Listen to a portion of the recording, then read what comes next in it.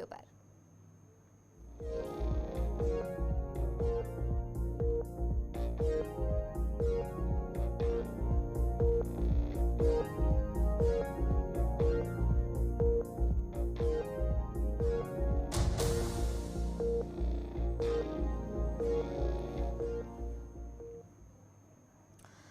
तो चले अब शुरुआत करेंगे बड़ी खबर के साथ, जहां पर चीन ने पाकिस्तान की मदद के हवाले से बात की है ताकि दोनों ममालिक मिलकर J-17 थंडर फाइटर जेट को तैयार और ऑपरेट कर सके। जो जानकारी सामने आ रही है, जहां पर चीन ने गुज़िश्ता कुछ सालों में पाकिस्तान नेवी को 4 जदीद फ्रिगेट्स भी फराम किए हैं ताकि वो अपनी नेवी के साथ मिलकर एक बड़ा किरदार अदा कर सके।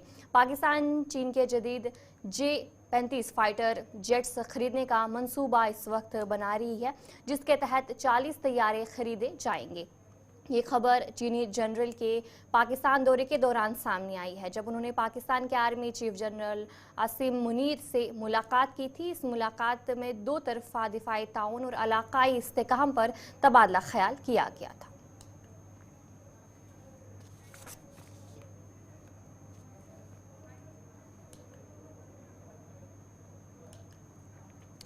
इधर इसी पर डिफेंस एक्सपर्ट ने कहा कि दफाई माहिर उनकी तरफ से कहा गया कि चीन के पास इंजन टेक्नोलॉजी आले दर्जे की नहीं है। उनकी तरफ से कहा गया कि एक अहम रुकावट है।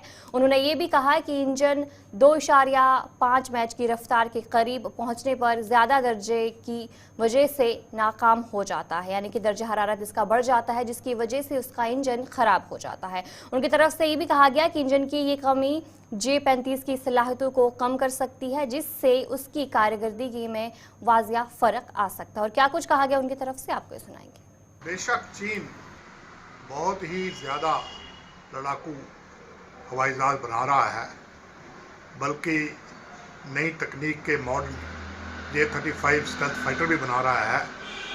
लेकिन चीनी लड़ाकू विमानों के साथ एक खामी दरकिनार है, और वो है इंजन की टेक्नोलॉजी। चीन के पास जो इंजन टेक्नोलॉजी है वो आला दर्जे की नहीं है, इसलिए उसके लड़ाकू हवाई जहाज जल्दी गर्म हो जाते हैं, इंजन जल्दी गर्म हो जाता है। जैसे ही ये जहाज 2.5 मैक स्पीड के नज़दीक पहुंचते हैं, इंजन गर्म होने की खबर जो है वो आई है। इससे इन हवाई जहाज़ों की जो काबिलियत है, जैसे कि रेंज और बाकी काबिलियत, वो काफ़ी हद तक कम हो जाती है। इसलिए बेशक चीन हवाई जहाज तो बना रहा है, लेकिन उसके बनाए गए हवाई जहाज लड़ाई के मैदान में खड़े उतरेंगे नहीं, ये एक बहुत बड़ा सवाल है। अब बात है J-35 स्टेल्थ फाइटर की, जो कि खबर में सुना गया है कि पाकिस्तान भी लेने वाला है। जहाँ तक J-35 स्टेल्थ फाइटर का सवाल है, ये एक आला तकनीक बॉर्डर स्टेल्थ फाइटर है, लेकिन इसकी काबिलियत पर भी शक है। और भारतीय वायुसेना इस बात से काफ़ी वाकिफ़ है कि अगर पाकिस्तान के पास ये फाइटर आ जाता है तो इससे खित्ते के अंदर बैलेंस ऑफ पावर बिगड़ सकता है। लेकिन इंडियन एयरफोर्स पूरी तरह से वचनबद्ध है और तैयार है कि वो किसी भी तरह से पाकिस्तान की इस बैलेंस ऑफ पावर चेंज करने की जो कोशिश है उसको बर्दाश्त नहीं करेगी। अगर पाकिस्तान को गैर जिम्मेदाराना हरकत करता है और J-35 भारत के खिलाफ इस्तेमाल करता है, तो उनका हाल वही होगा जो कि 65 की लड़ाई में अमेरिकी बड़े पैट्रियट टैंकों का हुआ था। बेशक चीन बहुत ही ज़्यादा लड़ाकू हवाई जहाज बना रहा है, बल्कि नई तकनीक के मॉडल J-35 स्टेल्थ फाइटर भी बना रहा है। लेकिन चीनी लड़ाकू विमानों के साथ एक खामी दरकिनार है, और वो है इंजन की टेक्नोलॉजी। चीन के पास जो इंजन टेक्नोलॉजी है वो आला दर्जे की नहीं है, इसलिए उसके लड़ाकू हवाई जहाज कर देना जल्दी कर। तो चलिए अब आगे बढ़ जाएंगे, जहां पर कल जिस तरीके से आगा रोला की तरफ से उमर अब्दुल्ला की रिहाइशगाह के बाहर जो एहतजाज है वो किया गया था, रिजर्वेशन के खिलाफ उमर अब्दुल्ला के घर के बाहर नेशनल कॉन्फ्रेंस के रुकन पार्लियामेंट आगा रोला मेहदी के एहतजाज के बारे में बीजेपी की कौमी जनरल सेक्रेटरी तरन जुग ने कहा कि उमर हुकूमत अवाम से किए गए वादों से तवज्जो हटाने के लिए ऐसी साजिशें रच रही हैं जो कामयाब नहीं होगी। उन्होंने कहा कि मुल्क आइन से चलता है और उमर अब्दुल्ला ने दलित मृत्यु के हकूक छीने हैं। उनकी तरफ से कहा गया कि वाल्मीकि समाज ने पहाड़ी और गुजर बकरवालों का हक छीन लिया था और अब भी हुकूमत एससी और एसटी के हकूक छीनने की कोशिश कर रही है, लेकिन हम इसे कामयाब नहीं होने देंगे। उन्होंने कांग्रेस को भी निशाना बनाया और कहा कि कांग्रेस ने बाबा भीमराव अंबेडकर की जिंदगी में इज्जत नहीं की और अब वो बाबा साहब को याद कर रहे हैं। उन्होंने कहा कि कांग्रेस ने जवाहरलाल नेहरू और इंदिरा गांधी को भारत रत्न दिया, लेकिन बाबा भीम अंबेडकर राव को नहीं दिया। और क्या कुछ कहा गया उनकी तरफ से, आपको सुनाएंगे। अब्दुल्ला साहब, देश कॉन्स्टिट्यूशन से चलता है, देश कॉन्स्टिट्यूशन से चलता है और आपने तो दलितों के अधिकार तक छीन रखे थे। वाल्मीकि भाईचारे का बच्चा सरकार के अधिकारों से वंचित था, एससीओ का अधिकार छीन रखे थे, एसटी के अधिकार छीन रखे थे, पहाड़ी गुज्जर बकरवालों के अधिकार छीन रखे थे। अभी भी आपकी वही मानसिकता है, ये इंडी गठबंधन की मानसिकता है। अभी भी इंडी गठबंधन की, कांग्रेस एनसी की गठबंधन की सरकार आरक्षण छीनने का षड्यंत्र रच रही है, वो बर्दाश्त नहीं होगा। बदला व बदलाखोरी की राजनीति कर रही है। जनता के किए हुए वादे उन्हें भूल चुके। आज जम्मू कश्मीर बिजली क्राइसिस, पानी क्राइसिस से जूझ रहा है और उमर अब्दुल्ला जी इस पर कोई काम करने के बजाय केवल व केवल शेख चिल्लियां बयां कर रहे हैं। आज मैं भी अखबार पढ़ रहा था, कांग्रेस पार्टी जिसने आजादी से पहले, आजादी के बाद डॉक्टर भीमराव अंबेडकर जी के जिंदा रहते, डॉक्टर भीमराव अंबेडकर जी के स्वर्ग सिधारने के बाद लगातार उनका अपमान किया,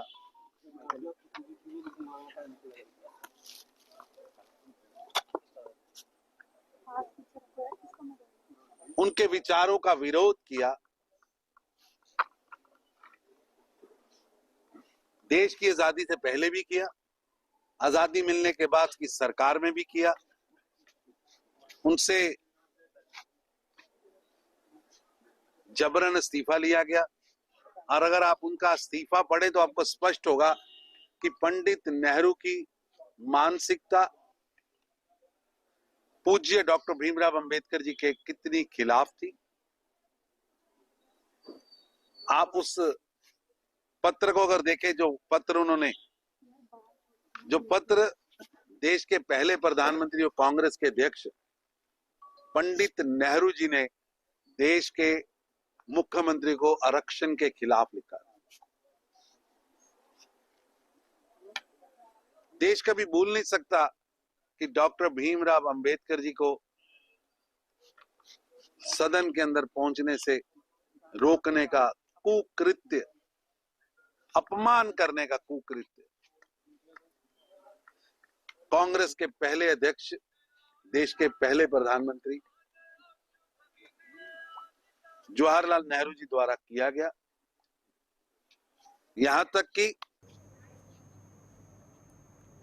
तो चलिए अब आगे बढ़ जाएंगे, जहां पर जनूबी जिला कुलगाम से इस वक्त की एक बड़ी खबर सामने आ रही है, जहां पर आग लगने की वारदात पेश आई है। कुलगाम के नोबग इलाके में आग की वारदात पेश आई है। जनूबी जिला कुलगाम से आपको बड़ी खबर बता रहे हैं, जहां पर नोबग इलाके में आग की वारदात पेश आई है और कई रिहायशी मकान आग की जद में हैं, जो जानकारी इस वक्त सामने आ रही है। और इसके अलावा ये भी बताया जा रहा है कि फायर सर्विस शिमला मकामी लोग आग बुझाने की पूरी कोशिश जो है वो इस वक्त कर रहे हैं। जनूबी जिला कुलगाम से ये खबर बता रहे हैं, जहां पर आग की ये वारदात पेश आई है और इस वक्त आग को बुझाने की पूरी कोशिश वहां पर की जा रही है। नोबुग इलाके में ये आग की होलनाक वारदात पेश आती है और रहायशी जो मकान है वो आग की जद में आ जाते हैं। और जब ये पूरी जानकारी मिलती है तो वहाँ पर लोग जमा हो जाते हैं और उसके बाद फायर सर्विस को भी इत्तला दी जाती है और उसके बाद टीम वहाँ पर पहुंची है। और इस वक्त मकामी लोग भी आग को बुझाने की पूरी कोशिश कर रहे हैं और फायर सर्विस की टीम भी वहाँ पर पहुंची है और वो भी आग को बुझाने की पूरी कोशिश कर रहे हैं। और आग किस तरीके से लगी, इस हवाले से अभी तक कोई भी जानकारी सामने नहीं आई है। इस पर भी तहकीकात की जाएगी, लेकिन सबसे पहले जो कोशिश की जा रही है वो आग को बुझाने की कोशिश की जा रही है। और वहां पर लोग पहुंचे हैं, मकामी लोग पहुंचे हैं और वो भी आग बुझाने की पूरी कोशिश की कर रहे हैं। और ये आज कुलगाम की बात करेंगे तो वहां पर जो ये आग की वारदात है वो पेश आती है और आग की इस जद में जो रहायशी मकान है वो आग की जद में आ जाते हैं और उसके बाद वहाँ पर लोग पहुँचते हैं और इस वक्त आग को बुझाने की पूरी कोशिश की जा रही है। और ये भी तहकीकात की जाएगी कि आखिर जो आग है वो किस तरीके से लगी है, लेकिन सबसे पहले जो कोशिश है वो आग को बुझाने की जा रही है। तस्वीर भी आपको दिखाने की कोशिश कर रहे हैं कि कितनी भयानक आग जो है उस मकान में लगी है और मकान जो है डैमेज भी हुआ है। तस्वीरों पे आप देख रहे हैं और इस पर हम जानकारी भी लेंगे। हमारे साथ हमारे नुमाइंदे जो हमीद है वो ज्वाइन कर चुके हैं। हमीद जी, बताएगा क्या कुछ जानकारी है इस आग के हवाले से? आग को बुझाने की पूरी कोशिश की गई, अभी क्या कुछ सिचुएशन है वहाँ की?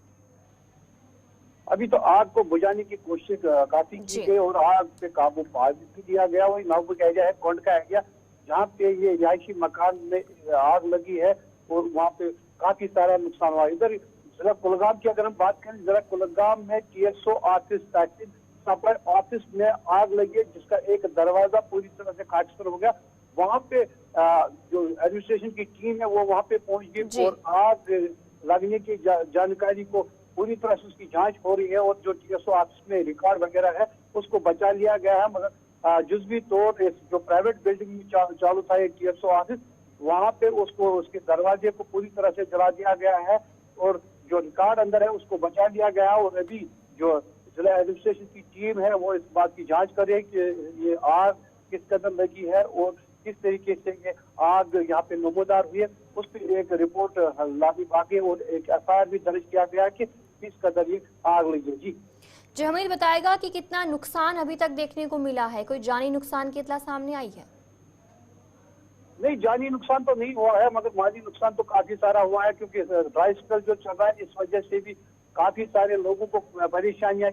यहाँ पे अगर देखेंगे कश्मीर में सर्दियों का मौसम चल रहा है, यहाँ पे जो लकड़ियां होती है वो सूखी लकड़ियां घर में जमा भी होती है और बाकी चीजें भी होती है, उससे भी आग नमूदार हो सकती है। मगर यहाँ पे जो मकान है, मकान में से जो बाकी जो कपड़े हैं पहनने के वो भी नहीं निकल रहे, बिस्तरा या बाकी जो बर्तन है खाने पीने के बर्तन वो पूरी तरह से वहाँ पे उसमें राख के ढेर में तब्दील हो गए। लाखों रुपए या करोड़ों रुपए की हम हालत कहेंगे वो इस राख के ढेर में तब्दील हो गया। ये वहाँ पे 3 खानदान बस रहे हैं, 3 खानदानों को इस वक्त आसमान तले अपना गुजर बसर करना है। अब जिला इंतजामिया से अपील की जा रही है कि इनको रिहेबिलिटेट करने की कोशिश की जाए ताकि ये इन सर्दियों के आयात किसी अच्छी जगह पे गुजार सके। जी अच्छा, अमित बताएगा कि जहां पर जो मकामी लोग हैं वो भी वहां पर पहुंचे, आग को बुझाने की पूरी कोशिश कर रहे हैं और फायर सर्विस की टीम भी वहां पर पहुंची है, तो क्या लगता है कि पूरी तरीके से आग पर काबू कब तक पाया जाएगा? आग पे तो काबू पा लिया गया क्योंकि आस पड़ोस में जो मकान है उन पे फायर ब्रिगेड जो हमला है वो पूरी तरह से वहाँ पे मुतहरिक हुआ है कि वहाँ पे उनको बचा लिया गया है। जो भी वहाँ पे मकामी लोग थे जो वहाँ मकानों में बस रहे थे उनको पहले वहाँ से निकाल दिया गया, उसके बाद आग पे तो काबू पा लिया गया है क्योंकि वहाँ पे जो लोग मुकामी लोग हैं वो भी जमा हो गए, उन्होंने भी कोशिश की और पानी वहाँ पे बहा दिया गया और फायर इमरजेंसी सर्विस वाले जल्दी पहुँच जाते, जब ही उनको फोन करते वो मौके पर जल्दी पहुँच जाते। इस वजह से लोगों को आगे नुकसान होने से बचाया जा सकता है और मुकामी लोग भी हिम्मत करते हैं, वो भी इस आग को बुझाने में जुट गए हैं सारे। और फायर एंड इमरजेंसी वालों के पास एक ट्रेनिंग होती है, उस तरीके से वो इस आग पे काबू पा लेते हैं। अभी इस वक्त तक की अगर हम बात करेंगे आग पे पूरी तरह से काबू पा लिया गया है। जी चलिए, बहुत बहुत शुक्रिया जानकारी देने के लिए। हमारे नुमाइंदे हमीद भट्ट आपको जानकारी दे रहे थे कि कुलगाम में आग की वारदात पेश आई है और फिलहाल आग पर जो काबू है वो पा लिया गया है। तो चलिए, खबरें और भी जारी रहेंगी फारूकी के छोटे से ब्रेक के लिए।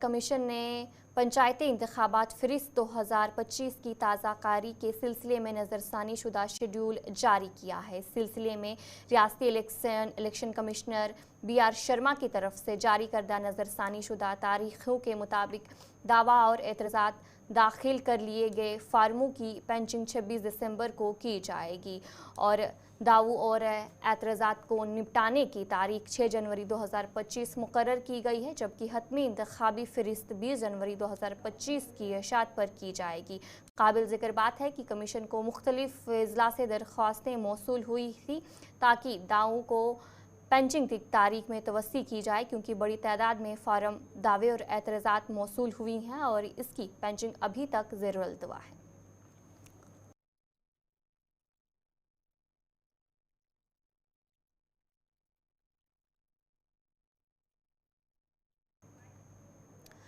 जिला डोडो की तहसील मरमत की सुर्ख पंचायत के लोगों ने शिकायत की है कि इलाके में अगरचा जल शक्ति की जानिब से पीने के साफ पानी के हवाले से एक प्रोजेक्ट पर काम चल रहा है, ताहम बदकिस्मती से सिर्फ आज मनफी दर्जे हरारत में सीमेंट का काम चल रहा है, बल्कि पानी की पाइपें ज़मीन के ऊपर लगाई गई हैं जो कि मनफी दर्जे हरारत में जम चुकी हैं और जगह जगह पर लीकेज होने की वजह से लोग पीने के साफ पानी से महरूम है। लोगों का कहना है कि प्रोजेक्ट के नाम पर अवाम को धोखा देने के साथ साथ मुताल्लिका महकमे को भी धोखा दिया जा रहा है, जिसकी तहकीकात करना ज़रूरी है। उन्होंने कहा कि बार बार इंतज़ामिया और महकमा जल शक्ति हुकाम की नोटिस में लाने के बावजूद भी कोई तवज्जो नहीं दी जा रही है। उन्होंने कहा कि इलाका काफ़ी पसमानदा और पहाड़ी इलाका है जहाँ के लोग दीगर बुनियादी सहूलियातों से भी महरूम है। उन्होंने अब ज़िला इंतज़ामिया डोडा और मुताल्लिका महकमे के आला हुकाम से अपील की है कि वो ज़ाती मदाखलत करे ताकि अवाम को राहत मिल सके। जम्मू कश्मीर हुकूमत में जो भी जल शक्ति के मिनिस्टर साहब है, मैं इस बात को उन तक भी पहुंचाना चाहता हूं कि पंचायत सड़क ब्लॉक मरमत डिस्ट्रिक्ट डोडा में एक बहुत बड़ा घोटाला हो रहा है जल शक्ति के नाम पे, जिसमें उनको इंटरफेयर करके इसकी तहकीकात करनी चाहिए। और मैं गवर्नर साहब को भी यहां से चेतावनी देना चाहता हूं और ये उनके कानों तक आवाज जानी चाहिए कि ये जो बहुत बड़ा धंधा बना के रखा है यहाँ पंचायत सड़क में, चंद लोगों ने मिलके पंचायत सड़क में जो लूट घसूट चलाई है, मैं आपके माध्यम से इन सब लोगों को बताना चाहता हूं कि ये लूट घसूट नहीं चलेगी। आपको मैंने पहले भी फोन पे बोला कि काम को सही करो, हमें आपके बीच में आने की जरूरत नहीं है, लोगों को उनका हक दे दो। अभी कुछ लोगों को पानी का कनेक्शन नहीं मिला है। और दूसरी बात, अहम बात तो यह है जनाब कि ये जो फिटिंग हुई हमारी यहाँ पे वो लोग इन्होंने लाए जिन्होंने कभी रेंच को हाथ में लिया ही नहीं था, कोई टेक्नीशियन इधर साइड पे नहीं था, लोगों को कनेक्शन दिए हैं उन्होंने लिफाफे बांध के। और आज भी हमारे लोग जब पानी टूट जाता है, लोग हर घर से एक एक लिफाफा जेब में लेके जाते हैं और पानी को घर तक पहुंचाते हैं लिफाफा बांध के। ये हालात है हमारे। और 8-10 करोड़ हमारा जल रहा है, किसी को टास पे मास नहीं है। जय को फोन करना है, अपनी मनमानी पे अड़े हुए हैं, AEE को फोन करो, बात करने के लिए कोई राजी नहीं है। ये हालात है जनाब हमारी पंचायत की। और ये लोग, ये बुजुर्ग आज 10 किलोमीटर अगर चल के आया है यहाँ पे, इसका कारण ये है जनाब कि इनको पानी नहीं मिल रहा है। और जाइए, कुछ लोगों को इस वक्त 2-2 किलोमीटर पाइप कनेक्शन पानी चल रहा है भी नहीं वहां पे वो लोग। कुछ लोगों के लिए स्पेशल टंकियां बनाई गई, 500 लीटर 500 गैलन की टंकियां बनाई गई कुछ लोगों के लिए, लेकिन 5-5 हजार गैलन की टंकियां बनाई गई पर्सनल लोगों के लिए जनाबेली। और जनता का कोई नहीं सोच रहा है, यहाँ चुने हुए लोगों की जिम्मेवारी थी। खुश्क और शदीद सर्द मौसम के बीच अगरचा महकमा मौसमियात ने वादी के बालाई इलाकों के साथ साथ मैदानी इलाकों में 26 से 28 दिसंबर को हल्की बर्फबारी की पेशेन गोई की है। इस दौरान जिला इंतजामिया अनंतनाग ने हर महकमे को इससे निमटने के लिए तैयार रहने की हिदायत की है। म्यूनसिपल कमेटी अचबल के chief executive officer Syed Muteen Ahmad ने कहा कि महकमा मौसमियात की पेशेन गोई के मुताबिक वो तैयार है और इस हवाले से मुलाजमीन को हिदायत जारी की गई है। जनाब, आपने सच बताया कि 26 से प्रोडक्शन आ रही है। हम इस बारे में पूरे तैयार हैं, हमारी गाड़ियां भी तैयार हैं, मुलाजिम भी तैयार हैं और इंशाल्लाह हम लोगों को किसी किस्म की तकलीफ होने नहीं देंगे। मगर मेरी आपके माध्यम से लोगों को एक रिक्वेस्ट है, अर्ज है कि वो अपनी गाड़ियों को गली कोचों में न रखें, ताकि हमें सफाई करते वक्त कोई दुश्वारियों का सामना न करना। क्योंकि बारहा मैंने देखा कि गाड़ियां गलियों में होती है तो हमारा ट्रैक्टर जो सफाई करता है, मशीनरी जो कहाँ बर्फ उठाती है नहीं उठा सकती है जी। तो हर तरीके से तैयार है, इंशाल्लाह कोई प्रॉब्लम लोगों को होने नहीं देंगे। तो में भी कोई ड्राइव कर सकते हैं? उसमें हम रोज ड्राइव कर रहे हैं, इंशाल्लाह पटरियां वटरियां बिल्कुल खुले रहेंगे तो कोई प्रॉब्लम लोगों को कोई मुश्किलात होने नहीं देंगे।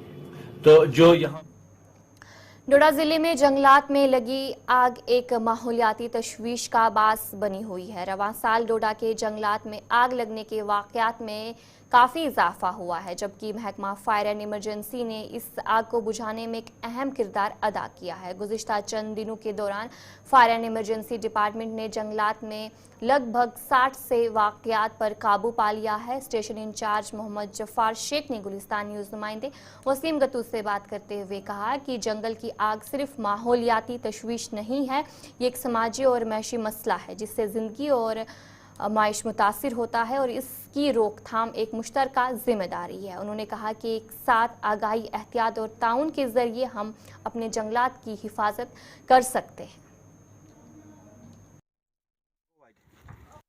जी, फास्ट फायर काफ़ी ज़्यादा हुए हैं। आज तक इतने फास्ट फायर हमने डिस्ट्रिक्ट डोडा में नहीं देखे हैं जितने इस बार हुए। पिछले महीने की बात है, 52 फायर्स हमने फॉरेस्ट फायर अटेंड किए हैं इस डिस्ट्रिक्ट में हमने पिछले महीने नवंबर की। दिसंबर की अभी तक की बात कर रहे हैं 31 तो खाली मैंने अपने डोडा इस स्टेशन की बात कर रहा हूँ अटेंड किए हैं, और टोटल जो हमारे डिस्ट्रिक्ट में 58 अभी तक हमने आगे अटेंड की फॉरेस्ट फायर। और फॉरेस्ट फायर दिन ब दिन बहुत बढ़ रही है। इसमें काज़ा फायर जो है हमारी अपने इंसानों की लापरवाहियाँ ज़्यादा हैं, क्योंकि काज़ा फायर जो आ रहे हैं ज़्यादातर, क्योंकि सबको पता है कि इस वक्त बिल्कुल ड्राई चल रहा है, बारिश का नामो निशान नहीं है। जितना भी मटेरियल है, ड्राई बशेस, ड्राई ग्रास बिल्कुल सेपरेट बन चुका है। कोई सिगरेट भी फेंकता है, कोई आग जला लेता है अपने हाथ सेकने के लिए, बाद में उसको वहीं पर छोड़ देता है, अच्छी तरह बुझाता नहीं है, और पूरे जंगलों के जंगल जो है खाक हो रहे हैं। कुछ लोगों का ये भी मानना है कि जमींदार जो लोग हैं वो आग को लगाते हैं, और ये भी उनका दिमाग में चलता है। तो चलिए, सुर्दू खबरनामे में इतना ही। अभी के लिए मुझे दीजिए इजाजत और आप बने रहे।